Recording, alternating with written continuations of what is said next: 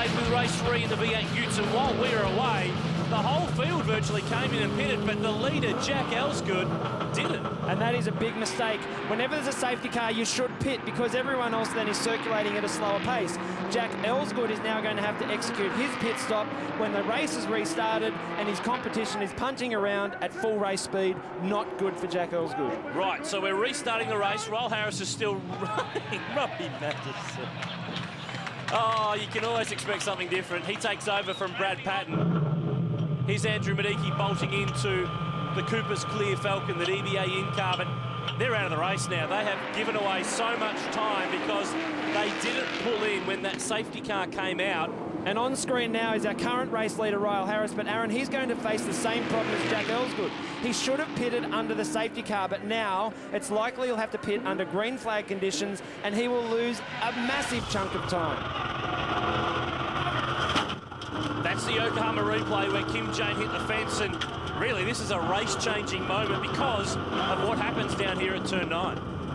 Up ahead, you see Grant Johnson into the side of Gary McDonald. There's the end result. Understeer into the tyre barrier. Both Commodores stuck. And you see Gary McDonald stuck there, brought out a safety car. Steve Robinson back in the category this weekend, sharing with Noel Edge, putting a move on Brendan Tucker. It's funny when you watch these guys who are a little bit further down the field, not quite as fast as the front guys. They have their own little jewels, but the attitude of the car is not quite the same as those leading guys. Roll Harris makes his pit stop. He'll hand over to Andrew Schultz, and he will slip way down the leaderboard. Wasn't a bad way to go, because if you miss that first safety car, you may as well just keep going. Try to build a margin while the rest of them are fighting among themselves. But this is the car that assumes the lead. The window for pit stops is closed. The man behind the wheel is Rick Bates. You can just see him grabbing 4th gear through turn 3. When you're watching from the outside, that turn 3 doesn't look quite as quick as it is, but to grab 4th gear makes it a very quick corner. And a lot of people might be saying, Rick Bates, rally driver, what's this all about? But the fact is, Rick's done Bathurst in 2-litre cars and in V8 supercars. He's done a lot of circuit racing, so he knows his way around. And he's not afraid to throw this thing at a curb or two. Throw it over a curb or two, and you heard the engine just screaming. Grab the rev limiter there, bit of a slow gear change, but he has a 3-second lead. Big breath. I'm heading into turn 8. Look at the nostrils flare. He didn't flinch. What are you going on about? Oh, he didn't flinch, but did you hear the big lift off the throttle? Get into it, Batesy. What have we got there? Oh, it's a ute race. There's debris here, there, and everywhere. It's way off the racing line. That'll be okay. There's second place. George Medicki, he's on the hunt, and he's looking for this car. Check out the windscreen. Might need replacing for the next round.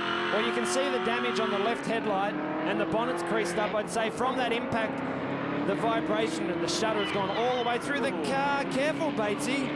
And with damage like that, I think that's worth 3 Hail Marys and an hour farther at the end of the race. This is Leanne Tander, sitting in 9th. Briding's with their co-driver.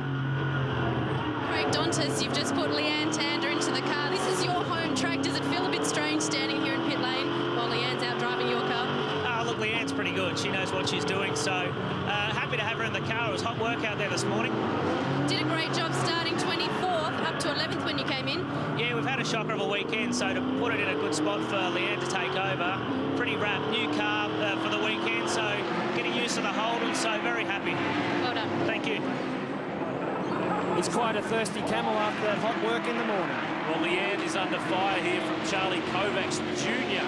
And in familiar colours, look at the background, that was Tim Shaw. All out of control through the chicane. Oh, and that's Tim Shaw into the fence. Look at that.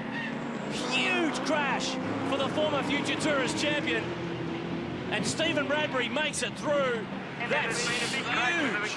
That's a familiar story, Bradbury making it through with that happening in front of him, but that is a nasty impact. Very nasty indeed. As we mentioned just a lap ago, and another car has spun on the oil. That's Matt Lockwood, the Kiwi, in the Isri Truck Seats Commodore. I made mention 2 laps ago, you're grabbing 4th gear as you go through that turn. That is big speed. Let's have a look again. Look at the top of your screen. Clipsal tyre bundle, and the left front is just dangling. It's no good. So he's got to the next one at the left-hander at turn 3. No steering. No steering at all. Top of screen there. That impact is huge. I mean, again, the flames make it spectacular. Let's just hope Tim's okay, because you can see there the left front wheel flopping around. That was from the impact on the tyre bundle at turn 1 on the apex. And look for Stephen Bradbury in the iSeek Falcon. He does a good job here, steers right. A moving car that's out of control, that can't be operated. But that means the flag falls on this race and the win will go to Rick Bates and Andrew Fisher. And for the Cedars racing team, they've had 2 wins this weekend. It's a great result. Great result for the team. In fact, brilliant result. You probably couldn't hope for much more. And look at that, 7 Fords in the top 10. And 2 father and son combinations as well in 4th and 10th. But Bronny's with our winner, Andrew Fisher. Andrew, any win in a V8 Utes race is tough. Today, though, seemed even tougher. Congratulations. Yeah, look, what a great result for the Jesus Racing team. You know, on a Sunday of all things, which is always good for us. You know, got plenty of people back there praying for us.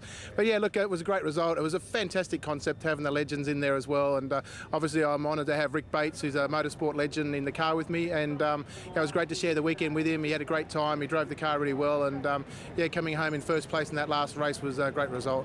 Now, the legend driver's not eligible for championship points this weekend at the first round. So David Cedars leads the way. 7 rounds to go, but the Fords are 1, 2, 3, 4. Before we got the car, we were saying top 5 is where we should be, but then when everything happened so late, it went back to the top 10, and we really pushed, and we ended up with a podium in the combined and the championship lead. So we can't do any better, and I'm just wrapped.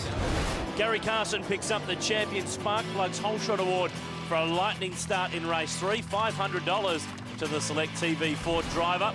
Rob Jarvis, the SS Inductions Hard Charger Award. He made up 13 spots in race 2 and picks up $500 for his weekend work.